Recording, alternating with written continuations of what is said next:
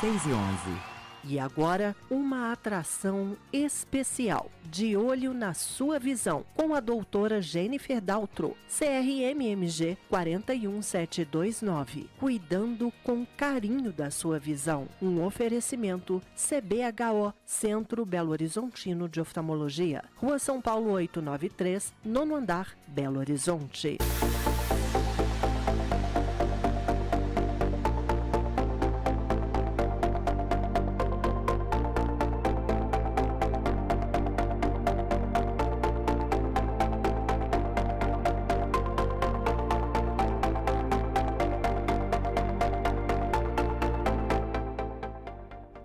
Olá, agora são 6h12. Estamos mais uma vez ao vivo pela web rádio AMCE. Muito boa noite aí para todos os nossos ouvintes ou web ouvintes, como queiram.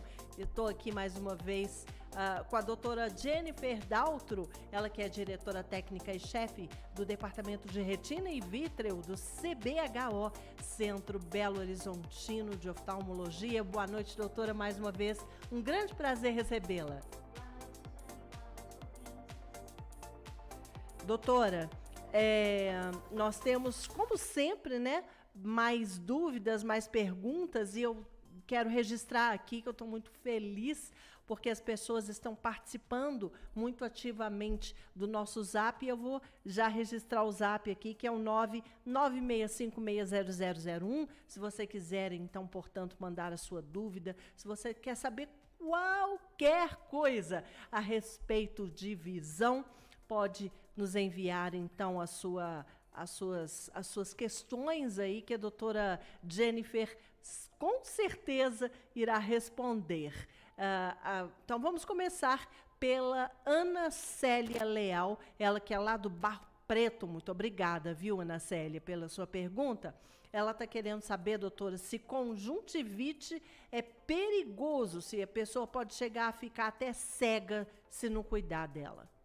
Na verdade, a maioria das conjuntivites, elas não têm esse perigo tão grande. Porém, existem algumas conjuntivites que podem evoluir mal e podem sim, Ana, se não tiver um tratamento adequado, levar a uma cegueira, só que geralmente reversível, porque a alteração que vai dar é na córnea, né? Então pode ficar uma cicatriz na córnea, que pode ser tratada também posteriormente, mas com certeza vai dar muito mais trabalho para a pessoa. Então o ideal é, mesmo se você achar que é uma conjuntivite leve, você marcar o médico oftalmologista, ser avaliada, fazer o tratamento adequado, para não deixar nenhuma sequela, nenhuma cicatriz no seu olho. Lembrando que nós temos convênio com o CBHO, então você fique aí confortável, né, para usar esse convênio. Você que provavelmente é uma associada aqui da MCE, então pode ir lá tranquilamente falar que você é associada à MCE. Segunda pergunta vem do Marcelo Silva Linhares, ele é do bairro Prado.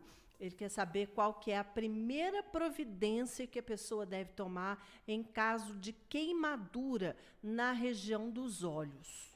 Marcela, a primeira providência é bom ter um soro fisiológico para lavar ali aquela região e logo ficar de olhos fechados e procurar o médico, de preferência oftalmologista, mas algumas cidades, às vezes você não tem um médico oftalmologista, então pode ir ao pronto-socorro da cidade, que o clínico geral ele tem esse treinamento para fazer esse primeiro cuidado. Ele vai estar colocando ali uma pomadinha cicatrizante, o nome comercial dela é Regencel ou Eptesan, e vai estar fazendo uma oclusão desse olho, né, e levando esse paciente ao serviço de oftalmologia de 24 horas mais próximo. E geralmente as pessoas jogam água quando tem alguma queimadura, então nos olhos não. Pode colocar água, mas se tiver o soro fisiológico, ele é mais adequado, mas na falta do soro fisiológico, pode colocar água. Ah, tá. Então tá aí respondido, viu, Marcelo? E agora o Ronaldo Soares, aqui do Santa Teresa. Aliás, o Ronaldo não é a primeira participação dele. Muito obrigada, viu, Ronaldo, pela sua participação aqui sempre conosco. Ele quer saber se o sol é um vilão para os olhos. Os olhos também precisam de vitamina D. Se eles precisam e é só o sol que nos fornece, como é que a gente faz? É muito complicado mesmo, né? Porque o sol, ao mesmo tempo que ele nos ajuda em relação à produção da vitamina D, ele é um vilão para os olhos. Essa vitamina também é importante para os olhos, doutora? Sim, é importante para o corpo todo, né? Na vitamina D, a gente está vendo cada vez mais dia que ela é essencial realmente para uma saúde toda do corpo adequado, plena. Mas o sol em excesso, principalmente aquele sol de 10 da manhã às 3 da tarde, o ideal é que a gente use óculos de sol nesse período, né? E o que fazer, né? Aquelas pessoas que precisam realmente trabalhar no sol e não tem como. É usar boné, óculos de sol, chapéu, né? Nesse horário, principalmente de 10 às 3 da tarde. E o sol, ele, apesar de ser um vilão, ele é importante, né? Então não pode também ficar apenas dentro de casa. A gente precisa realmente ter esse contato com o sol. O que o sol causa na visão que poderia, né, ser prejudicial? Algumas pessoas ficam olhando diretamente ao sol por vários minutos, por muitos dias, pode ter inclusive uma alteração na retina causada pelo sol, né? E essa alteração ela não tem tratamento. Então é muito grave você ficar olhando direto para o sol, né? As pessoas acham que é lenda de mãe e não é. Realmente pode causar lesões. O sol em pessoas que têm pouca pigmentação na pele e na retina podem dar também algumas lesões na retina que também não tem tratamento. Então, principalmente as pessoas, né, de pele mais clara, com a íris mais clara, é importante o uso do óculos de sol também. E o sol também é um dos fatores que faz uma doença que é um pouco comum depois de 60 anos de idade, que é a doença macular relacionada à idade, que também é uma das 5 maiores causas de cegueira no mundo, né? Então a gente tem vários motivos para estar realmente usando um óculos de sol adequado que tenha proteção ultravioleta. A Ana Célia, que fez aqui a nossa primeira pergunta de hoje, ela acabou de me enviar um zap falando assim, fala onde é que fica o CBHO, que eu não sei. Ô, Ana Célia, você que é aí do Barro Preto, é pertinho de ti, viu? É ali na Rua São Paulo, número 893, no centro. Vou até repetir para você anotar aí na sua casa. Rua São Paulo, 893, no centro, bem ao lado ali do Shopping Cidade. E o telefone de lá para você agendar a sua consulta é o 4103-3006. Pode ir muito tranquila, porque eles estão com todos os cuidados aí, todos os protocolos, né, com relação ao protocolo de atendimento com relação ao coronavírus, então você pode ir bem tranquila, você com certeza vai ser muitíssimo bem atendida. Pergunta agora é da Maria Antônia Flores, ela que é do bairro Sagrada Família, ela quer saber quando nós dormimos, se o olho para, o que acontece, tipo, se o olho regenera ou se ele produz alguma coisa? É importante essa pergunta, porque ela quer saber se é importante a gente dormir para os olhos, né? Ficar com esses olhos fechados por algum tempo. Sim, Provavelmente sim. E sim, é importante, né?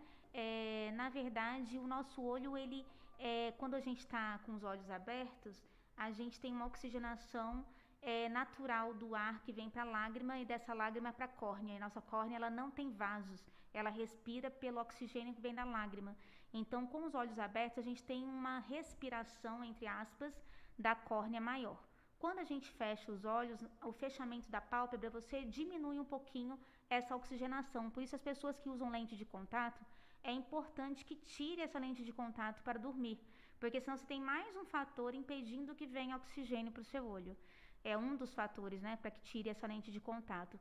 Mas também ficar com os olhos fechados é importante para quando a gente tem alguma lesão na córnea. O nosso olho, ele cicatriza mais rápido se a gente tiver com os olhos fechadinhos. Então, se você durante o dia, sem querer, arranhou seu olho, caiu um cisquinho, alguma coisa arranhou a sua córnea, fez uma pequena lesão bem superficial, só de você dormir e fechar os olhos, no dia seguinte você já está com essa córnea regenerada. Então tem a sua importância também, esses olhos fechados durante a noite. Olha só, então, tá vendo? Aprendi aqui agora também, não sabia disso, tá vendo? Agora, a nossa próxima pergunta é do Sayeko Namashara. Me desculpa se eu não pronunciei seu nome corretamente, tá?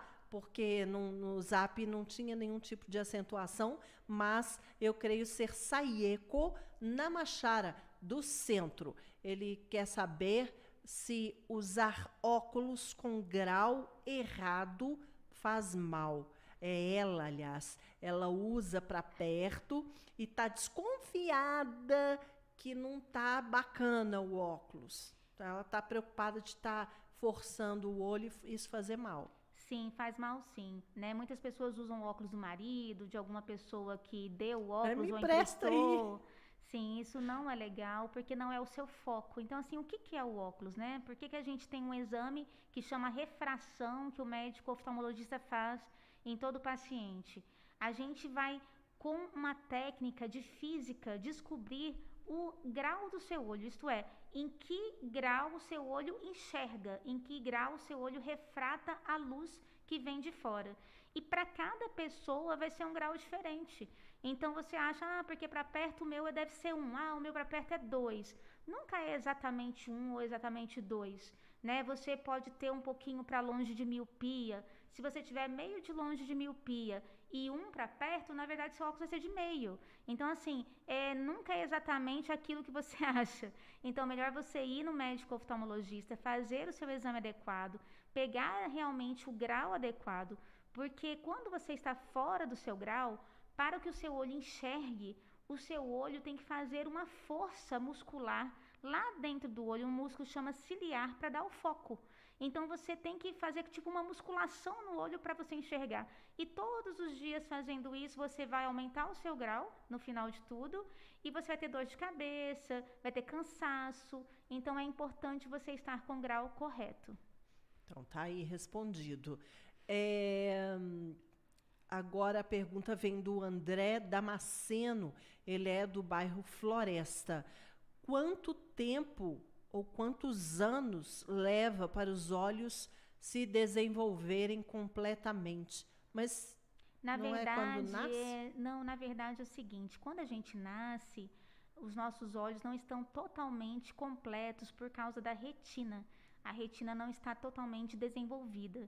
Mas com 6 meses, a gente já tem esse olho totalmente formado, com a visão a mesma de um adulto. Então, na verdade, são 6 meses. Ah, sim, entendi agora a pergunta também. Pietra Argulhos, lá do bairro Gutierrez, quer saber se é verdade que a maioria das pessoas só descobre que é diabética quando vai no oftalmologista. Ela quer saber por quê. Na verdade, graças a Deus, não é a maioria, viu? Mas muita gente descobre a diabetes pelo olho, porque a diabetes, ela pode causar uma doença que é muito particular do diabético, chama retinopatia diabética. E essa doença faz com que no fundo do olho tenham pequenos sangramentos, a gente chama isso de microhemorragias. E nisso o médico, quando faz o exame de mapeamento de retina, já consegue falar para o paciente que provavelmente a doença que ele tem no olho é por causa da diabetes, mas para o diagnóstico de diabetes a gente vai fazer o exame de glicemia de jejum. Então essa glicemia de jejum acima de 126 realmente vai dar o diagnóstico de diabetes.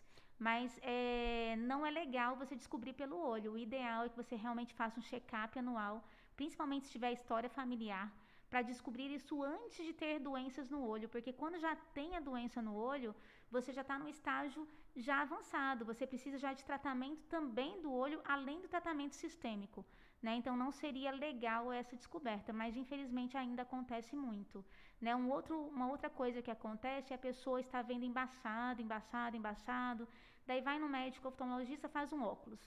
Daí esse óculos fica ruim, ele vai em outro médico, faz outro óculos 2, 3 meses depois. E aí o óculos está ruim de novo, ele vai em outro médico. Dá até o médico fala, gente, será que não é diabetes? Vamos fazer um exame de glicemia de jejum? E aí você descobre que o paciente é diabético e, na verdade, esse embaçamento é porque ele está com o cristalino nosso, quando a gente tem diabetes e ela está alterada, ele fica inchado.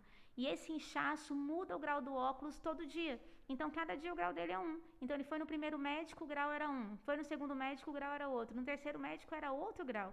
Então, na verdade, ele está com uma alteração na glicemia, alterando o grau do seu óculos. Então é muito importante a gente fazer esse check-up clínico também, uma vez ao ano.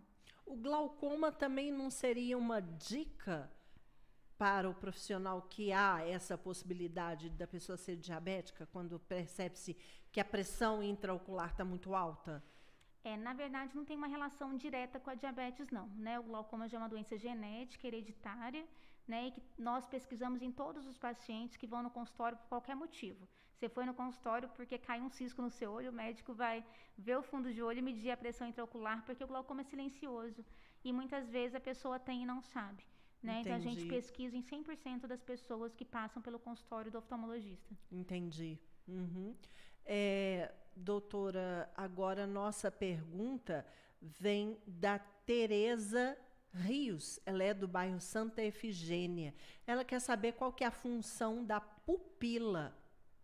A pupila, ela serve para várias coisas. A mais importante é para que ela faça com que entre a luz adequada de acordo com a luminosidade do local.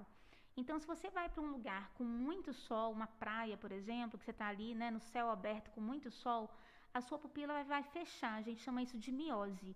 Ela vai fechar para que entre menos luz no seu olho e você não fique tão exposta a essa quantidade de luz muito grande. Agora, se você está à noite, num breu, com pouquinha luz, o que essa pupila vai fazer? Ela vai se dilatar, isso chama midríase. E ela se dilata para que essa pouquinha luz que existe naquele lugar entre no seu olho e você consiga aproveitar essa visão de uma forma maior. Então, a pupila é aquele primeiro filtro que a gente tem para entrar mais ou menos luz de acordo com a nossa necessidade. Então, quando você vai no oftalmologista e precisa pingar aquele colírio para fazer a dilatação, você pode falar que fez midríase? Isso, exatamente. Os colírios são midriáticos, né? Eles são colírios que fazem com que a pupila se dilatem e ficam dilatadas por um tempo, né, específico do colírio. Alguns colírios são de 4 horas, outros colírios podem durar até 3 dias, outros colírios até 1 semana. Depende do colírio que o médico usou. Estou aprendendo muito hoje. O Jorge Marcondes, da Lagoinha, ele ouviu dizer que astigmatismo atinge a córnea, se isso é verdade. Na verdade, Jorge, é o contrário. A córnea, ela é geralmente uma das grandes causadoras do astigmatismo. Então, quando deu lá no seu grau que você tem astigmatismo, a primeira hipótese que passa na cabeça do seu médico é que a sua córnea ela está irregular, porque a causa maior, geralmente de 98% das causas de astigmatismo é da córnea. Existem outras causas, tá? Só que a mais comum é da sua córnea estar irregular. E aí tem um exame que chama topografia corneana, que a gente consegue estudar toda a sua córnea e ver onde está essa irregularidade. Tem algumas irregularidades da córnea que são doenças. Uma delas chama ceratocone. Só que existem outras irregularidades que são assim, mais tranquilas e não tem tratamento, não tem nenhum problema, que são a maioria e que é apenas o uso do óculos para corrigir mesmo. Então tá aí, respondido. A Maíra, ou Mayra, também não tinha acento, viu? Se eu estou pronunciando errado, me desculpa. Vou pensar que é Maíra. A Maíra Helena Ferraz, do bairro Salgado Filho, viu uma pessoa que não parava de mexer o olho, ela não conseguia fixar o olho, ela ficou até nervosa aqui pelo texto dela. Ela quer saber se isso é uma doença, se isso pega. Não, isso não pega, pode ficar tranquila, mas isso é uma doença e geralmente, infelizmente, não tem cura. Chama nistagmo, né? Então, geralmente essas pessoas que ficam balançando o olho sem parar, né? Ele pode ser horizontal, de um ladinho para o outro, ele pode ser vertical, de baixo para cima. As causas são uma baixa de visão muito grande. O problema pode estar no olho, essa pessoa tem uma doença ocular grave e por isso não conseguir fixar. O que mantém o nosso olho reto é a gente conseguir olhar para um ponto e fixar. Essa pessoa não consegue, o olho dela não consegue fixar pela visão tão baixa. E outras vezes a causa é neurológica, a pessoa tem uma doença neurológica que não deixa com que ela enxergue também. E aí causa o nistagmo. E existem nistagmos que a pessoa enxerga e a causa é apenas neurológica, mas mesmo assim a pessoa também não consegue fixar, ela é involuntária. E isso não passa, pode ficar tranquila. Pois é, não há cura. Olha, hoje em dia ainda não há cura para o nistagmo, né? Porque Nossa. as causas são muito assim, de doenças graves, geralmente, né? E a maioria delas neurológicas. Algumas são oftalmológicas também, mas também de doenças muito graves. Nossa, que coisa louca. O Manuel Carvalho, do bairro Céu Azul. Tem sempre um xing-ling na área, viu, doutora? Ele quer saber, ele falou que, como é que é? Ele quer saber se comprar óculos xing-ling na drogaria Araújo é mais confiável que no Shopping Oi. Na verdade, não é bom a gente citar nomes, né? Até pelo CRM eu não posso fazer comparações, tá? Mas, independente do local que você for comprar o seu óculos, o ideal é que a gente compre o óculos num lugar apropriado de venda do óculos, que você pegue a sua receita do médico, leve a receita do médico, essa pessoa vai fazer um óculos de acordo com essa receita. No Brasil, geralmente são as óticas que têm essa função, né, da gente fazer de acordo com a receita médica. Então, não é confiável comprar em nenhum lugar que não seja ótica, na minha opinião, porque não vai estar de acordo com a sua receita. Entendi. Então, quem tem a capacidade de analisar essa receita com fidelidade é a ótica. Sim, porque é para ter dentro da ótica uma pessoa com uma formação de ótico adequada para estar pegando aquela receita e transformando ela num óculos, né? Então vai ter um laboratório, né? Ou Tem dentro toda da uma ótica ou tecnologia. associado à ótica. Exatamente. Ele tem que medir a distância pupilar de um olho para o outro, para que teu óculos fique adequado no seu rosto. Ele tem que te indicar uma armação adequada para o seu rosto também. Então, tudo isso é um estudo, sabe? Não é assim de qualquer pegar e, deixa eu pegar esse aqui que tá bom, sabe? Não é assim. Tudo Essa, tem um motivo. essa distância pupilar de cada pessoa é uma? Sim, a gente mede, né? Então, aqueles aparelhinhos da ótica, existem vários. Existem aparelhos mais antigos que você coloca na frente do olho do paciente, ele chama pupilômetro, e ele mede essa distância pupilar. E hoje em dia a gente tem computadores que fazem isso também. Você fica em frente a um computador ou um iPad, e esse computador vai fazer essa medida da distância pupilar também, e várias outras medidas para que você tenha um óculos que você possa ver em qualquer distância. Então, esses mais modernos vão fazer uma distância para você com o seu celular, com o computador à distância de 60 centímetros, o de longe, né? Então é bem interessante. Então não é só o grau. Não, o grau você vai pegar dentro do consultório médico. Agora, toda essa parte em relação à armação, em relação à escolha da lente, é necessário um profissional dentro da ótica que te indique isso, né? E ele tem uma formação para isso, é o ótico, né? Ah, tá. A Patrícia Soares, lá do centro. Olha aí, Patrícia, pertinho então aí, hein? Do CBHO. Lembrando que é a Rua São Paulo 893, bem ao lado do Shopping Cidade. A Patrícia tá falando que ela usa lente de contato. E se ela esquece que está de lente e coça o olho, isso vai arranhar a córnea dela, vai acontecer, porque já aconteceu, e ela só usou um colírio lá e passou. Mas se for acontecer de novo, pode arranhar a córnea de uma forma mais grave? Sim, Patrícia, o ideal é que quando você estiver de lentes de contato, seja ela gelatinosa, seja ela rígida, seja ela escleral, é que você não coce os olhos, né? E se por acaso você coçou, o ideal é que você, assim que lembrou, pingue um colírio de lubrificante, que ele ajuda a lubrificar o seu olho. Se você já tiver arranhado o seu olho de alguma forma, ele ajuda que o seu olho já ajude a iniciar um processo de cicatrização mais rápido. Mas o ideal é que geralmente você lembre, não coce os olhos, né? Isso é muito grave. Leonel Garcia, também do bairro Centro. Olha só o centro aí com muitas participações aqui. Muito obrigada a todos vocês, viu? O Leonel falou que tem 25 anos, ele tem dificuldade para ler letras pequenas e quer saber se a presbiopia atinge também pessoas mais novas. Leonel, é muito raro, viu? O que a gente tem descrito é que em algumas famílias, em alguns países, já tem descrição de pessoas com 35 anos iniciando presbiopia, o que é muito raro. Então No pode Brasil, ser outra coisa, né? Sim, sim. No Brasil, a gente geralmente vê pacientes acima de 40 anos com presbiopia. Mas, se você tem dificuldade para leitura, você tem algum diagnóstico que não está sendo feito aí.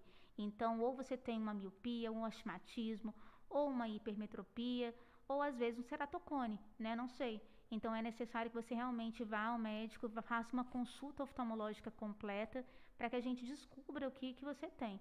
Provavelmente a chance de ser presbiopia é muito pequena, mas tem outras doenças que também fazem com que a gente não enxergue bem de perto, né? Pode ser até a doença da retina, né? Pode ser de outro local, né? Que está afetando a sua série de visão. outras coisas. Exatamente. Leonel, eu te aconselho, então, a ligar no CBHO agora. 4103-3006. Vou repetir para você, hein? 4103-3006. Agenda uma consulta, meu coleguinha, que você está precisando, viu? Olha, olha. O Theo Camargos, bairro Alípio de Melo. Ele quer saber se existe transplante de olho.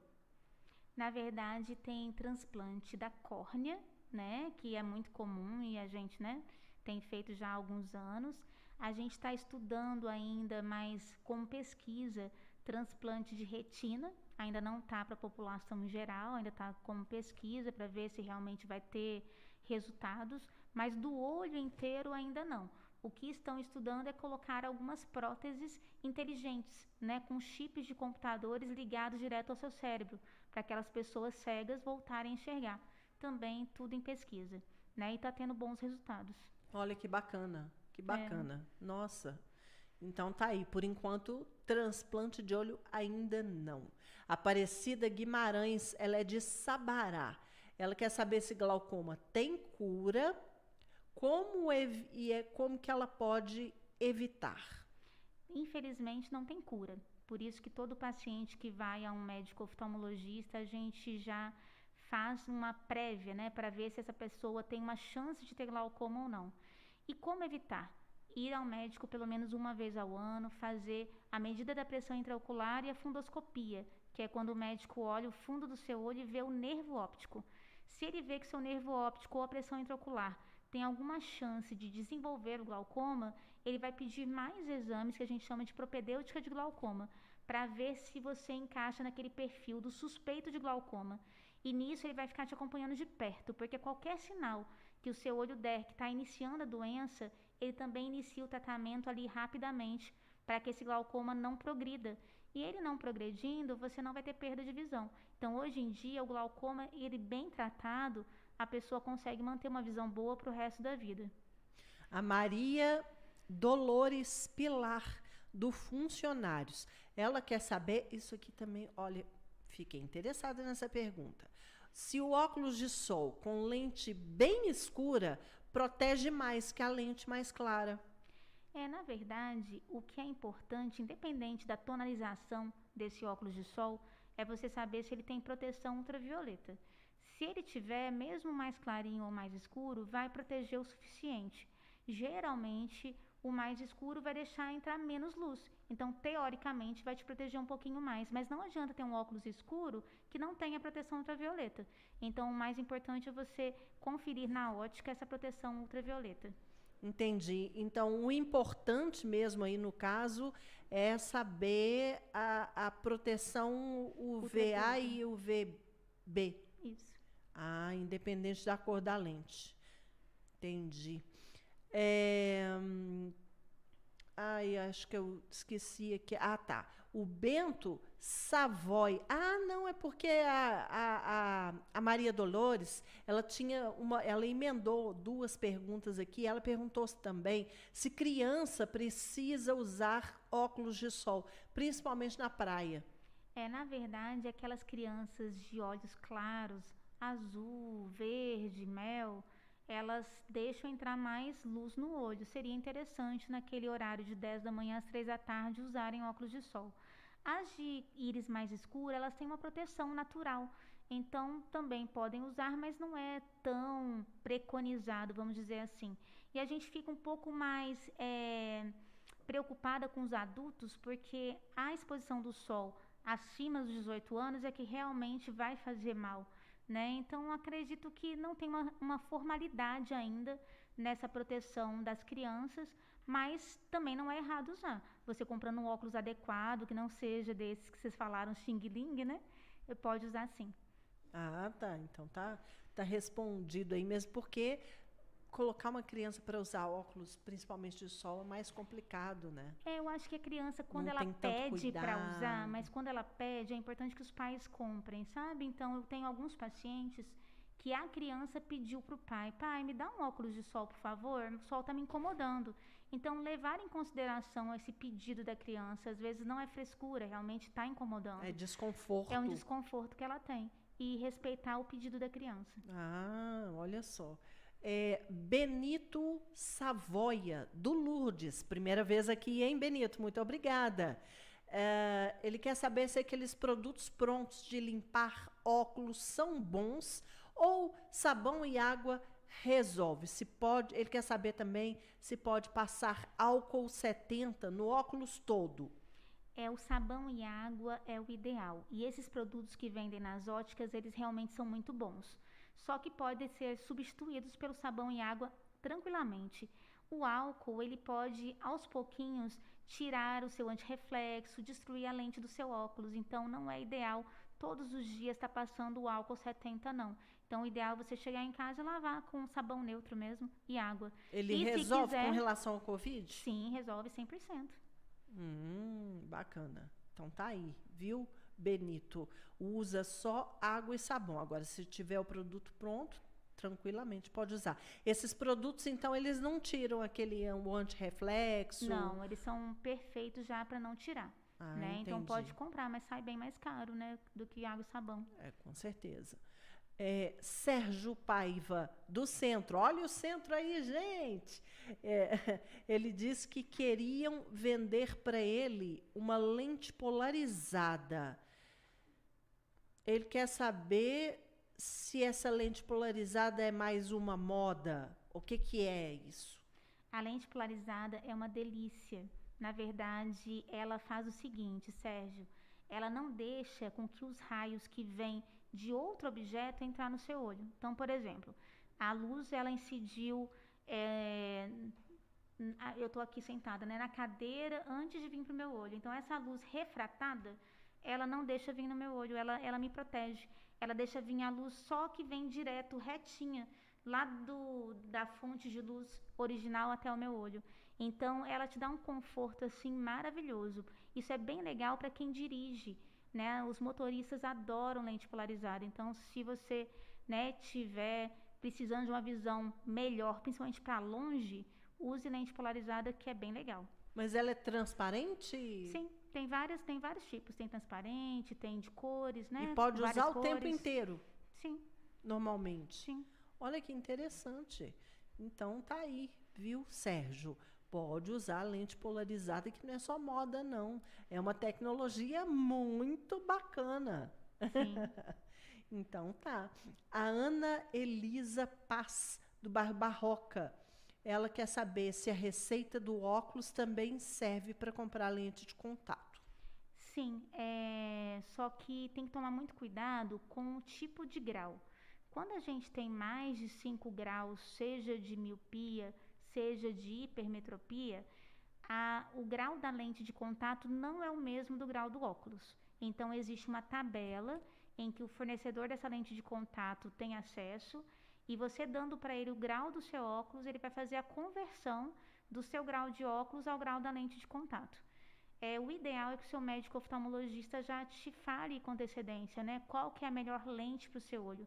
Se é gelatinosa, se é rígida, as marcas das lentes que são melhores, mais adequadas para o seu olho, para você não ficar tão perdida na compra da lente. Aí você elimina, então, essa medida da pupila. Sim, sim.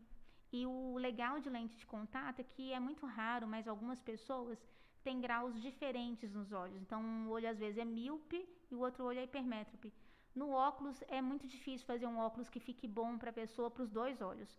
Mas na lente de contato a gente consegue colocar o grau inteiro, tanto de um olho quanto do outro, e a pessoa enxergar bem dos dois olhos. Aí então a lente de contato tem umas indicações assim muito interessantes. Olha só, dá mais conforto então, certamente. Sim, a pessoa né? usa a visão plena, né?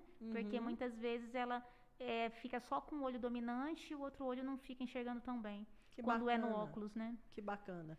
Doutora, hoje, qual é a cirurgia ocular mais complicada? É a retina, cirurgia de retina?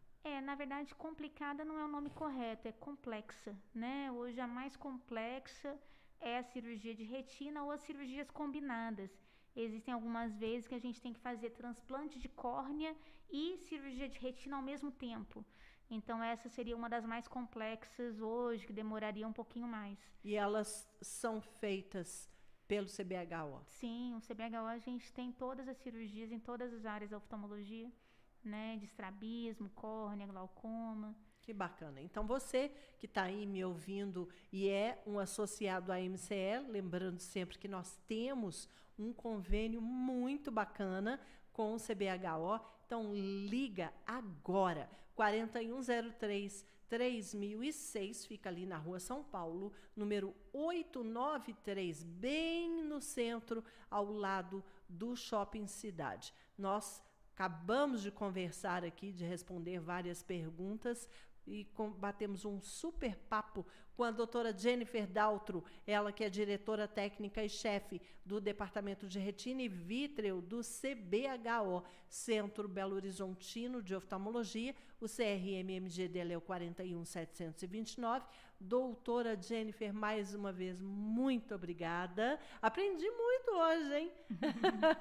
Obrigada, Jane. Obrigada aos ouvintes. Estarei aqui na terça-feira que vem para mais um papo sobre saúde ocular. É isso aí. Lembrando que vocês podem continuar aí mandando as suas dúvidas, as suas perguntas, que dentro da medida do possível, todas as terças-feiras, a doutora Jennifer responde. O zap é o 996560001.